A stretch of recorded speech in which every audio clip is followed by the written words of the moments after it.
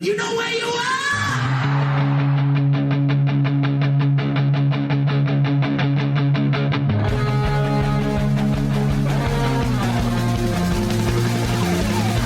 This is Appetite for Distortion.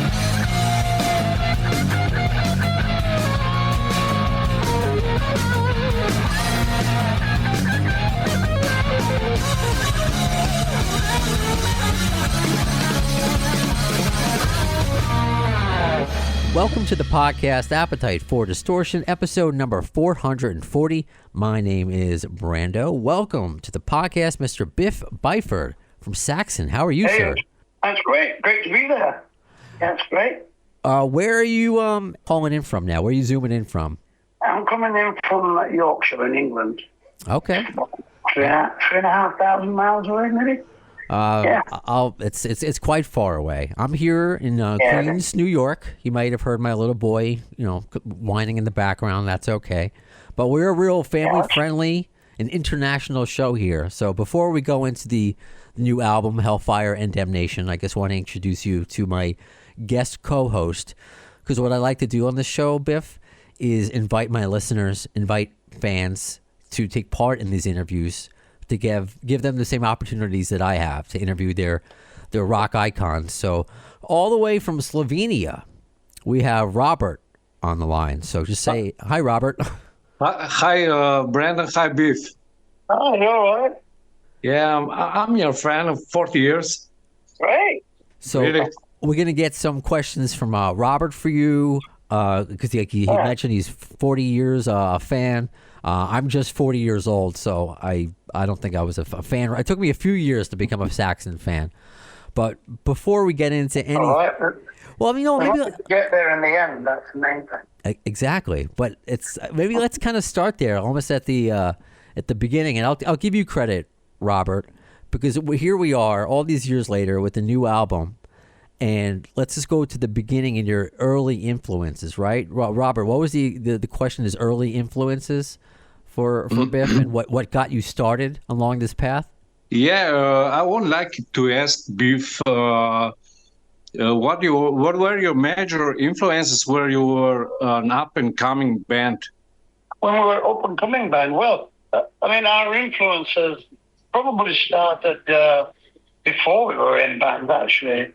When we were sort of, 12 years old, 13 years old. So, our influences would be like the early blues music from America and, like early Rolling Stones and Inks and things like that. Later on, Black Sabbath, Led Zeppelin. But pretty much the same influences as everybody else, really, that was around at that time. Everything that was... anti-establishment and good rock music. That's what we wanted. Oh, cool. Yeah, that's what we're all about here. Anti-establishment. Damn the man. Save the empire. But Yeah. could you imagine that both you and the Rolling Stones would have a new album out in 2024? Does that blow your mind? Well, it blows my mind that they've got an album. They must have been going for 60 years now. Maybe longer. They're the benchmark for the when you should retire. We're watching the Rolling Stones. They're still going strong, so let's keep going. Yeah. What keeps you going? What's the major motivation? Because this album has been so well received. It's not like it's just another album. People are saying this is the best Saxon in years. What motivates you? Is it to hear that kind of feedback? Well, yeah, we're songwriters, aren't we? So that's what we do. So, we're always trying to write the perfect song and the perfect album. I don't think we'll ever achieve that. But, so we're songwriters and we like writing songs, really. So it's always great when we write a bunch of songs that, become magical together and make a great album. And it's getting great reviews. The fans all like it. They're saying it's our best album for years. Some people are saying it's our best album ever. So, it's great for that. For that film. 24 albums in, and we're still, making songs that are relevant for people, which is great. It is great, which is an understatement. And you just released a new single. There's something in Roswell, which you're talking about the story Roswell, New Mexico, and Area 51. I guess, do you, in addition to just the stories, do you yourself believe in aliens and what exists out there, or what else could exist out there other than us? As far as Roswell goes, I'm a believer. I'm saying there is something in Roswell. I love those conspiracy theories, man, and yeah, it's a good one, Roswell. I definitely think there's something out there. Yeah, definitely. So I'm not fanatical, but yeah, I'm saying I'm a believer in Roswell. Something happened there. Okay. I think millions of other people think that as well. I think. Sure. But there are other people who take it the next step. Like I think Sammy Hagar actually says he had like an alien encounter.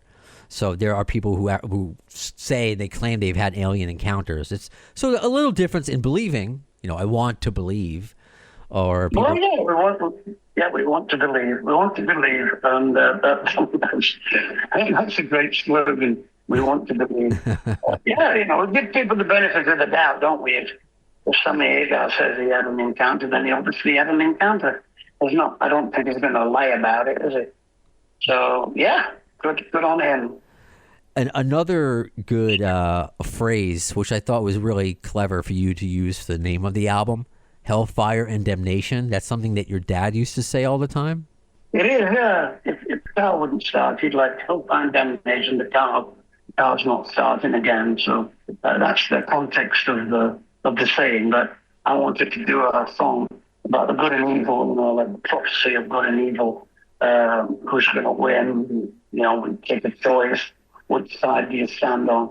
So, that's what prompted me to write that song, really. Right on. There was another, Robert, let me go to one of your questions that you have down there for Biff. What's another one you got? Yeah, I have a few more questions.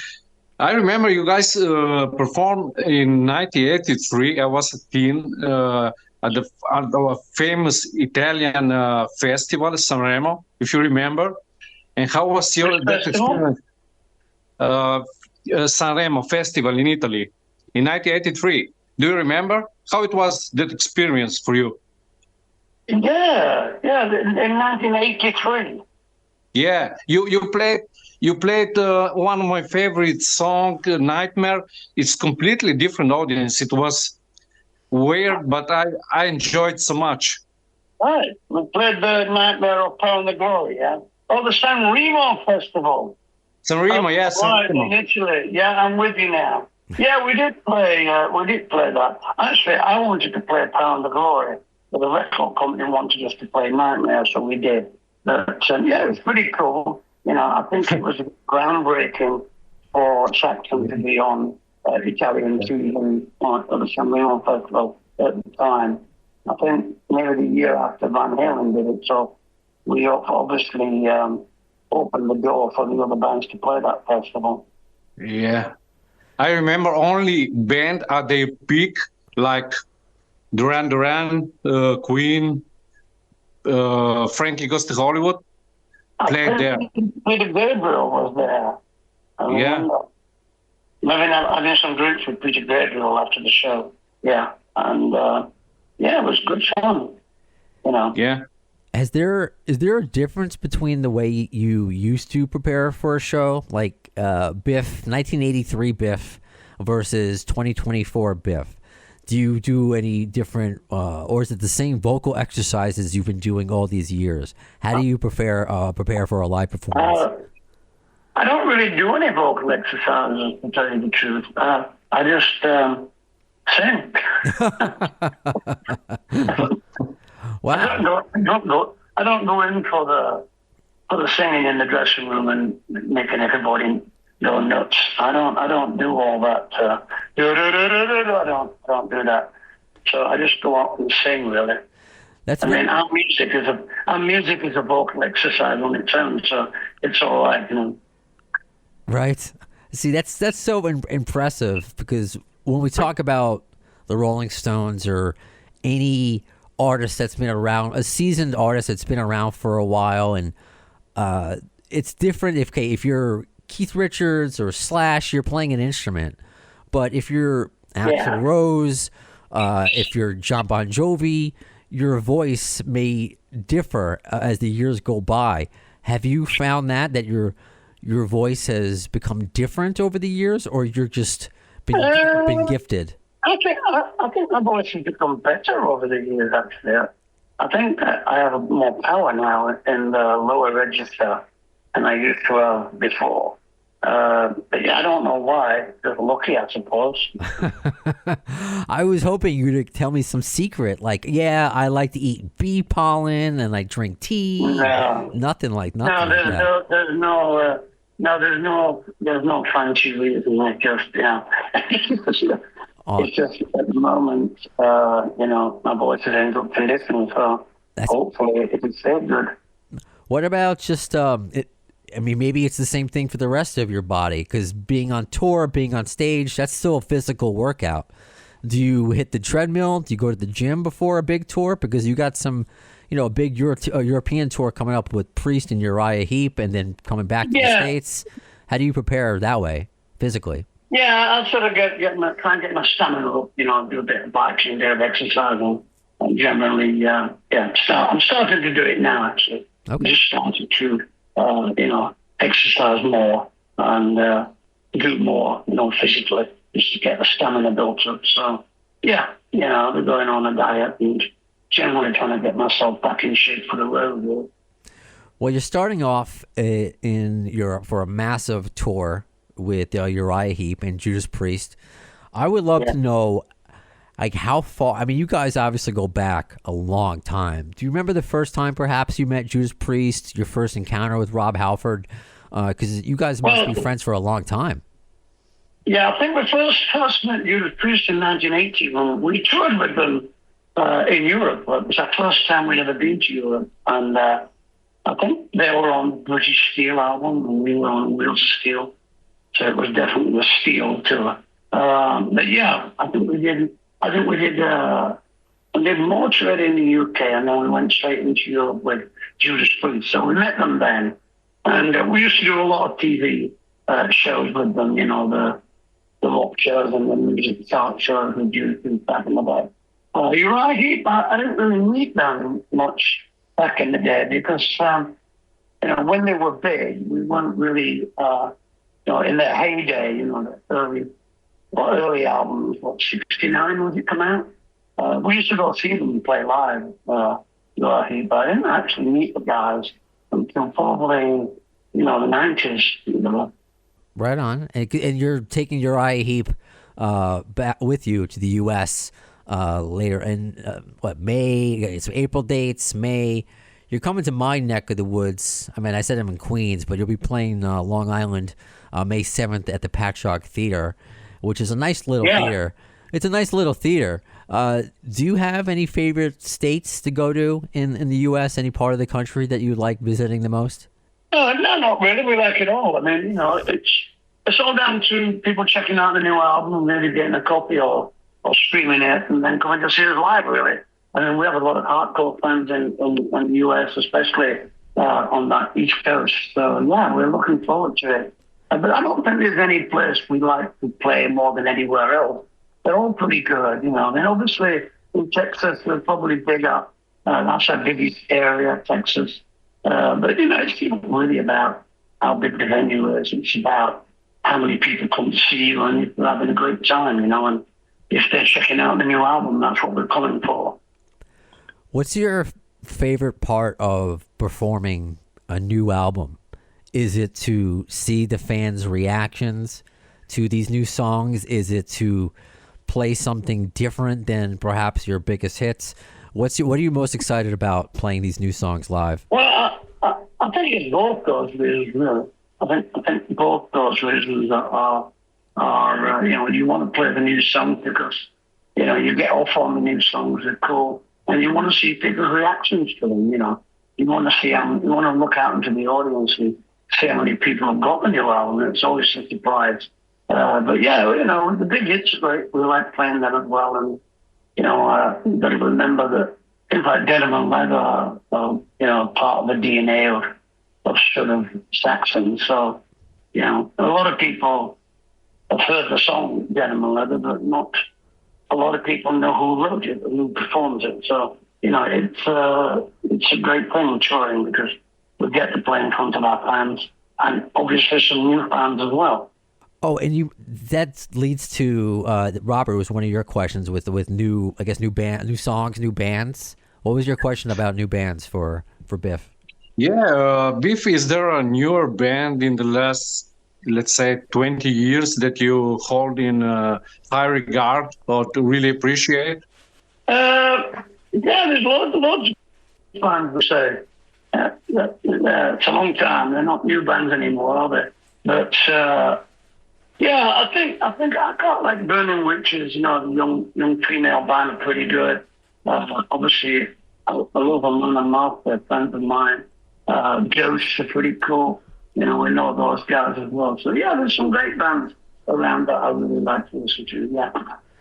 You said in a recent interview that. Oh, sorry. Go ahead, Robert. What do you want to follow? So you don't fear for the future of rock and roll. I think the future's looking all right. There's lots of bands doing well. You know, it's all down to social media these days to get seen and to get heard.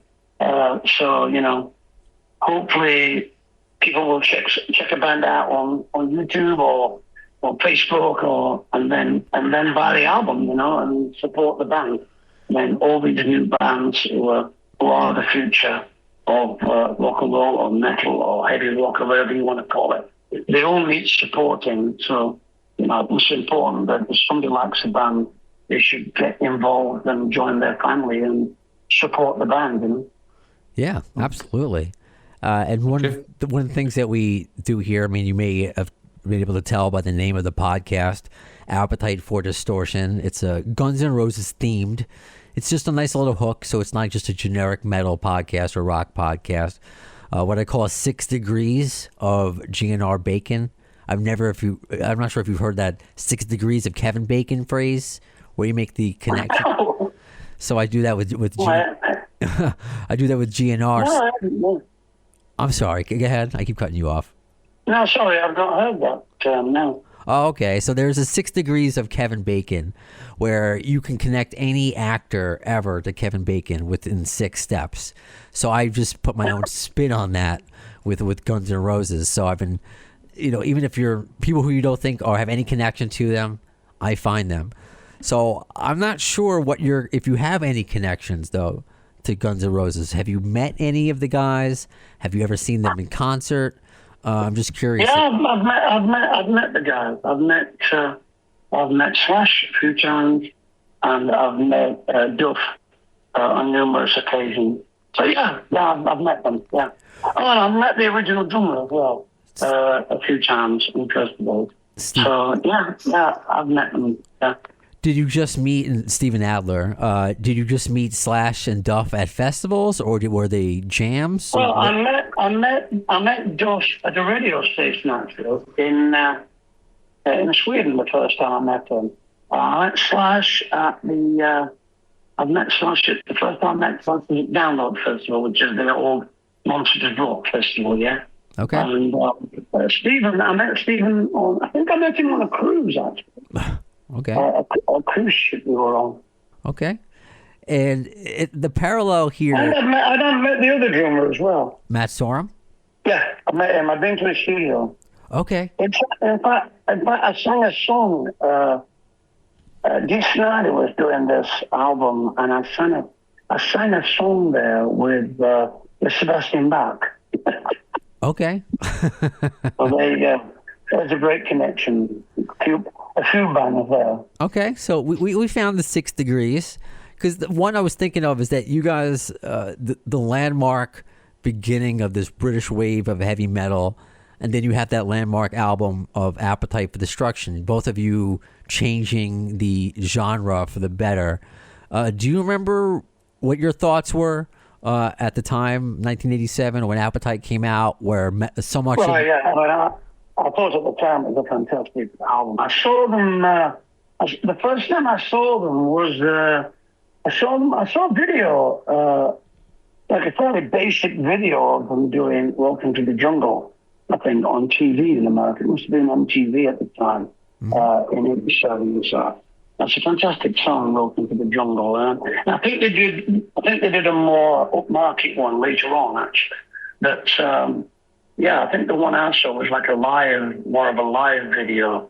But yeah, it was a fantastic album. You could tell they were going to be a huge, huge band. Were you a fan of that era? Because you had the 80s metal. No, I wasn't a massive fan of that era, but I did like that. They were different to what was happening in that time, you know. Sure. And that's what's great about Saxon, because you guys have stuck, you know, you've lived through so many different just like phases of rock, and you've kept it consistent, you've kept it going, so obviously successful. So just before we go back to the album, I'm just your thoughts on shortly after that, grunge. What did you think of when grunge came out in that style? I quite like some of it. I thought it was a bit more basic than where we were. So I thought it was pretty good, actually. I mean, I like Pearl Jam and Nirvana. You know, they're quite aggressive, catchy stuff. You know, it's like, you know what I mean? Musically, I thought it was pretty cool. So yeah, I quite liked it. You know, I don't think it really influenced us a lot, but it sort of give us a little bit of a kick up the backside. You know, that it's not all about, you know, big choruses and huge sound. Yeah, you know, music can be quite basic, and I think we learned a little bit from that and went back to a more 80s roots from where we came from, you know. Okay, because I was going to ask that, if you were ever never tempted to change who you are or the sound, but whatever was quote unquote cool at the time, to ever maybe change or just alter to kind of fit in more with that time period. But I don't, that doesn't seem like the case with you. No, I don't think musically we did much. I think maybe the look of the band might have been a bit hairy. You know, I might have had a bit of hairspray on there. But, I think musically it pretty much stayed the same, really. You know, but that was the MTV days, though, wasn't it? You had to, you know, I think you had to look a certain way, really. It was pretty good fun, you know. It was all taken in good fun. I mean, there was always somebody with better hair than you had. That's true. Well, I'm bald, so they all have better hair than me. Well, there you go. And I'm jealous of you. I mean, you still got those, you know, beautiful. You're a silver fox. You have those long gray locks. Yeah, I've still got the locks so far. You know, so keep our fingers crossed, man. Oh, what's the, out of all the tracks on the new album, Hellfire and Damnation, what have you been most excited for fans to hear? Like being like, this is the song that I've been trying to make for years, and finally, it's.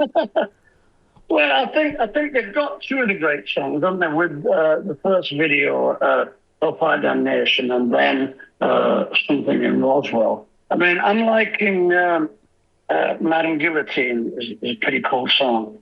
Yeah, it seems to be a favorite. Fire and Steel is great as well. It's more fast metal, but yeah, I mean, every song has something, definitely.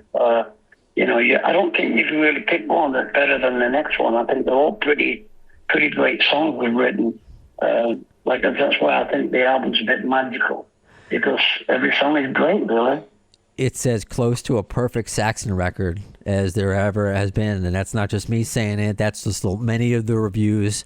I mean, congratulations just so much on just all your success and this brand new success. I don't see you slowing it down anytime soon. No, we want people to check it out, especially in the States. Now, I think it's a great album, and people should check it out. And if they like it, they can buy into it and join the family. That's what we want. You know, we have a lot of fans in America. You know, from the 80s, we've got a lot of new fans that got into us on the last tours we've just done before the pandemic. So, yeah, we've been waiting to come back to America, and they're finally coming. So let's make the best of it. Absolutely. And you can find out everything about Saxon. You can order the album at Saxon747.com. Robert, do you have any other final questions before we let him go? Yeah, one from the 80s. You guys covered one major international hit by Christopher Cross, Ride Like a Wind, which I like way more your version than the original. Did it help it a bit in that part of your career to cover Which it? song? Ride Like a Wind. Oh, Ride Like the Wind. I mean, the Christopher Cross song.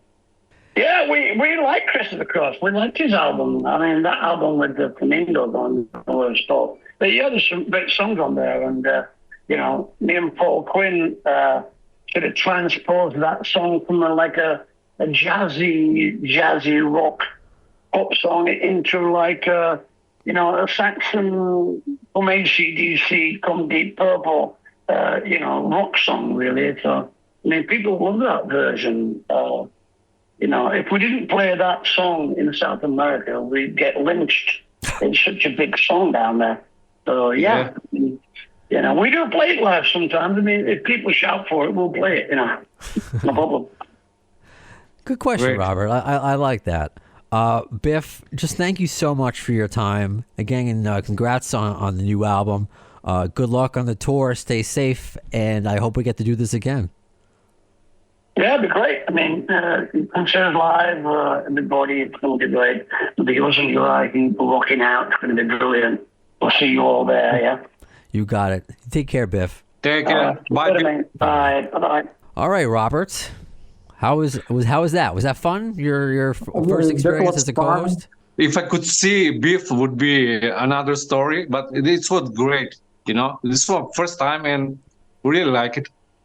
Yeah, I was hoping for video as well, and it happens. He was having a storm in his area of Yorkshire, so he was a little afraid if he was using too much power, things were going to cut off. So it's all good. Going back to the beginning of the podcast where I just did the audio version of these. But wherever you listen, I always put everything up on YouTube. You just will watch pictures instead of a video. So that's all good. And maybe we'll get Biff on again with the video. But either way, we got the 6 degrees of GNR bacon out of him, meeting Slash and Duff and Sorum and Adler. I love it. I love it. And so it's almost like Kevin Bacon. Guns N' Roses connects to everybody. But before we get out of here, Robert, let's do this like a fan obsession segment, because Robert is a fan not just of Saxon, not just of Guns N' Roses, but I humbly say me as well in the podcast. You were saying before that you've been following the podcast Appetite for Distortion when we really didn't have many likes. It was like the beginning of just like 7-8 years ago. And I was desperate for content at the time, and you were sending me paintings that you do of Axl. Are they not? You weren't sending me actual. You were showing me pictures of your paintings. Are yours? Are there places where people can see them? Because they're really like beautiful. It's all on my Instagram account, robertpaulitz.com .art or Robert Paulitz art. Okay, which we like it. So then on my Twitter with the same name, it's a little less. It's but the main part is on Instagram. Okay, Robert Paulitz art. So if you're curious, I'm going to put that link in the bio and summary of the episode. And since we don't have video of Biff, well, I'll just put your paintings over this portion. So, just beautiful paintings, and it's just very cool to share this opportunity with you, just like I did the last episode with Max and that Jeff Beers, the listener Jeff Beers from Michigan, just to be able to give somebody else an opportunity that I'm given. I look at this and I'm like, wow, I'm going to interview Biff from Saxon. I want to be able to share this experience. So I always say to follow the podcast in between the broadcasts. You never know what you may miss, because I put out the opportunity out there on Facebook. I said upcoming interviews with Max Cavalera, Biff Byford. Anybody want to co-host with me? And what happened? Jeff DM'd me. Robert, you DM'd me. And look at this. where you have this experience under your belt. So I don't know if I told you, my first Axel portrait was posted on the official Facebook page way back in the day, where they was putting on a fan art, and it has 100,000 likes. It's my least favorite, but still, it's not bad, you know. But they don't do it anymore. But it was a nice experience for me, you know. Yeah, back when GNR's social media was a little bit more fan interactive. But you know what? Let's. Yeah. Did you get to before? Because this is obviously GNR podcast. Let's talk about this because it just happened. Did you get to see the new video for the General? Yeah, I like it. Okay, so you do. So as an artist, how do you feel about AI? Are you a fan of AI? I don't know. It's a mixed emotion. I like more organic stuff, you know, painting from the scratch and finishing it up. Computer work doesn't fit for me, like digital painting stuff. I don't like it. I don't know. No, it's not that I don't like it. I don't like it for myself, and I like the old way, you know. So, but I do like the video. It's different, and the song, which was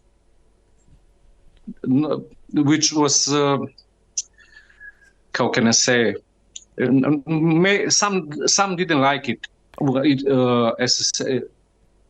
I would say most fans didn't like it, and I put that on social media. And it's not just me saying this about my fan base, what they're saying. I'm not looking at either. Also, just blabbermouth, where everything they post, or you know, these certain sites where the comment section is just very toxic.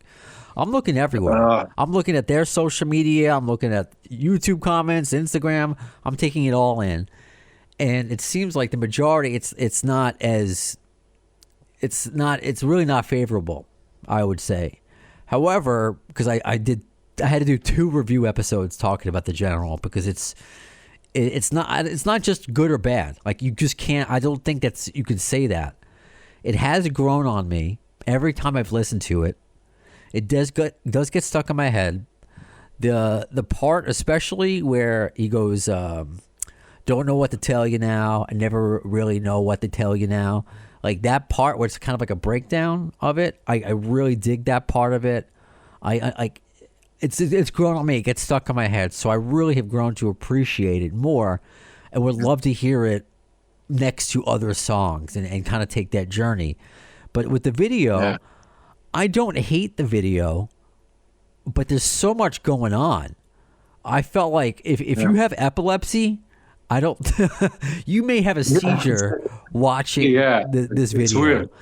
There's just so much going on, and I will give respect to it's Creative Works London, who does all their graphic art. When you go to see GNR in concert, the screens in the back, that's all Creative Works London. And it's done well. I mean, very cool, very creative, very innovative. And I think AI in the right hands with the human touch, which this is what it sounds like, can be very cool. It can maybe help you come up with things that you would not have thought of. So I think I only watched it once. I'll have to smoke a lot of weed before the next time I watch it again, because there's just so much. There's so much going on. Yeah, going on. But I think it's very cool to have now with this band that we didn't know what was going on, to have the General. There's a rumored song is real now. This AI generated video, which is on the cusp of, you know, the new. They're not just making this. You watch some of these old 80s bands, they're making the same video they've been making since the 80s over and over again, and it looks terrible. Yeah. So they're not doing that. But with GNR has set such a high precedent with their videos, and I'm not saying they need to do another November Rain or Estranged, but I would love to see them acting or performing in a video, not just the live, like what you see live taken out of it, like what they did with Sweet Child of Mine or Yesterday's, where it's like they're performing the song just for that video. is something I would like to see. But I'm not really going to get up in arms about it. I'm happy with what I'm fine with what they did. I think it's cool. However, it seems to be fans seem to be more excited about this. So Slash in the kickoff concert in Mexico City with Miles Kennedy and the Conspirators debuted a song that Guns N' Roses has never played live, "Don't Damn Me." And really? Yeah. Oh, so you so you don't even know. Yeah, I'm surprised. Guns N' Roses have never played "Don't Damn Me" live.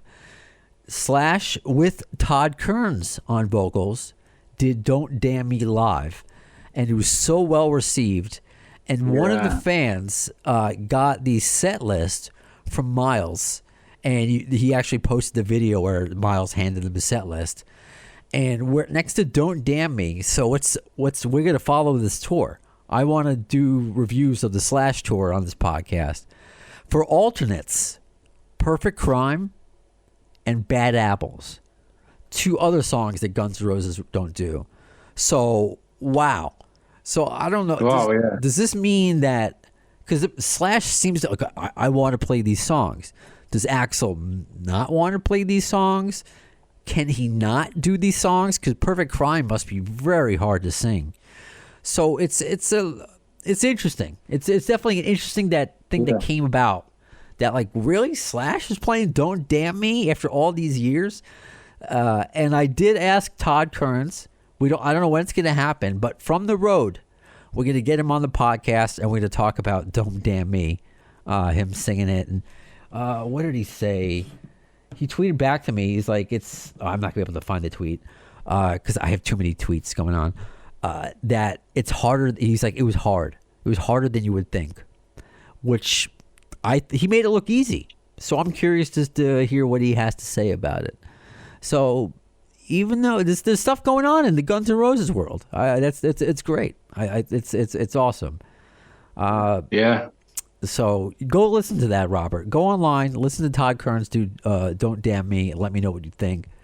But before I get you out of here and wrap up this episode, what I always get from fans from when they come on the podcast is I want to ask two questions. Favorite Guns N' Roses song? Do you have one?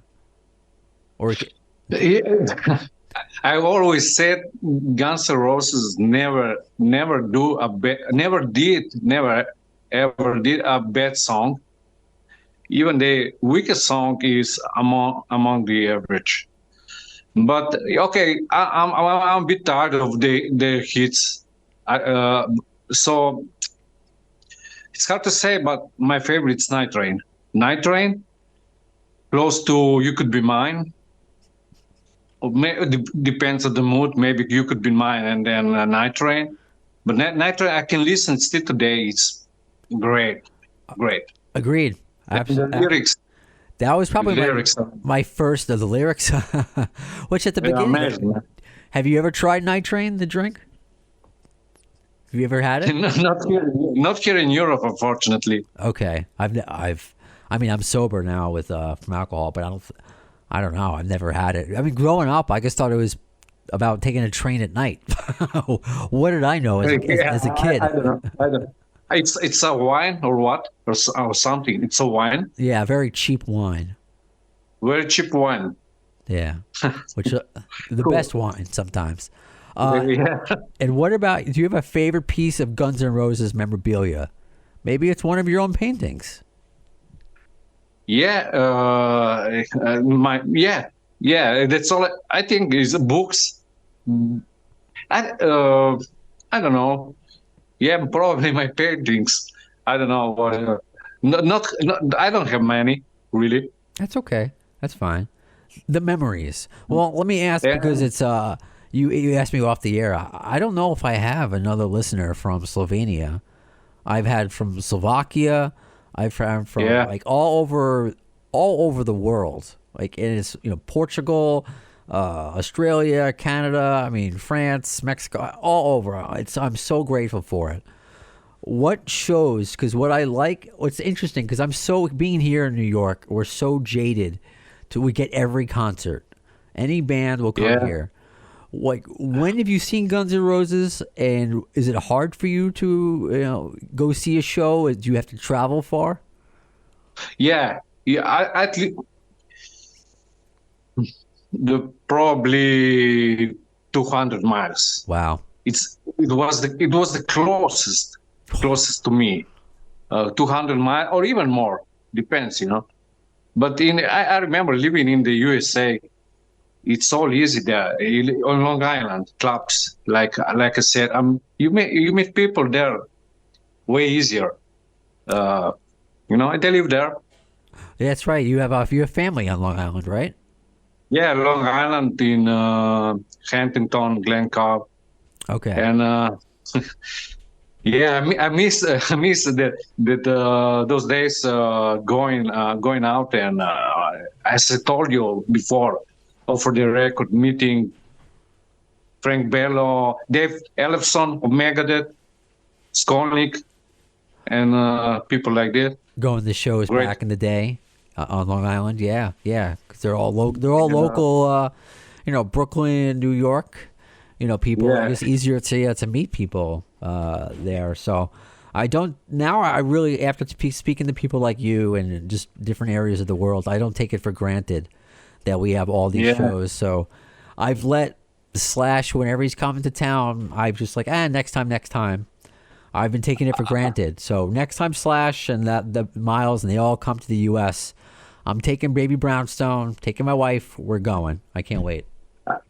I remember the last time I was there and walking down Manhattan, and on the big billboard on Madison Square Garden, the farewell tour by Motley Crue. Now they returned anyway in 2014. Oh yeah. Did you attend the final tour? No. Yeah, the first final tour actually, but I remember that I had took picture on. Okay. In New York, so easy. You can see anything. You can see. It's just a matter of decide where to go. You Long Island, New York, great. Yeah, no, I'm very lucky. There's always shows playing around, and it'll be fun because I feel like I'm too old to be going to all these shows. But once my son gets older, I want to experience all that with him. So, yeah. Oh, and actually, my son's leaving and with my wife leaving the country next month to go see Dave Matthews in Mexico. So that'll be interesting. And then we're going next year. I'm actually going to make my first trip across the pond. I'm going to London to see Dave Matthews. Oh, wait, no, you're seeing Dave Matthews. I was going to be...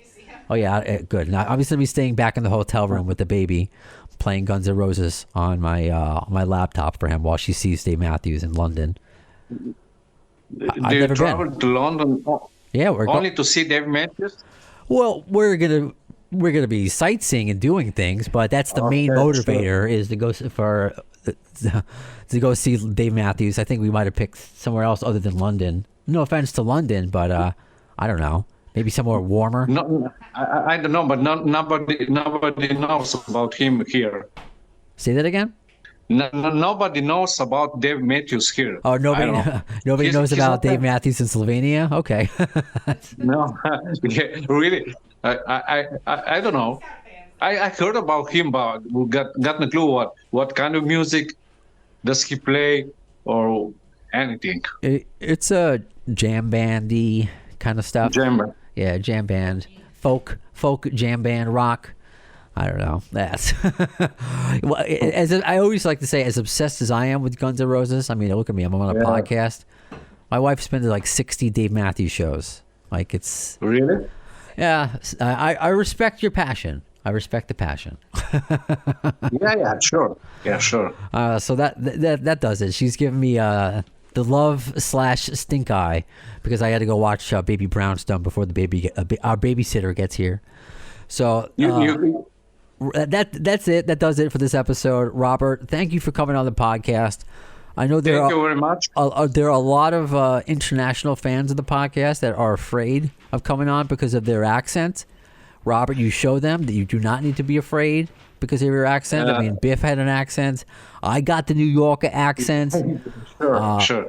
we're here just we're all here friends talking about rock and roll and Guns N' Roses, so no pressure. To be honest, I didn't understand how the things he said. The audio and the accent of Biff. So I should release them. But next time when you invite Testament, let me know. Okay. Yeah, so you'll be so I put it out there again. So whenever I get episodes, sometimes I can have a co-host with me. If I ever get anybody from Testament, you have that reserved. But meanwhile, everybody else, look out, social media, facebook.com/the AFD podcast or the AFD show, at the AFD podcast on Twitter. Basically, all my links are in the Linktree link, wherever you follow me, Instagram, TikTok, YouTube, always putting out new clips and videos all the time. So the AFD show at gmail.com to email me. And even if you have a guest suggestion and it works out, you are able to co-host that with me. That's the finder's fee, is to be my co-host. So until next time, until the next episode, when will you see it? Yeah. When will you hear Thanks, you, Brando, and take care. You got it. In the words of Axl Rose concerning Chinese democracy, I don't know if soon is the word, but you'll see it.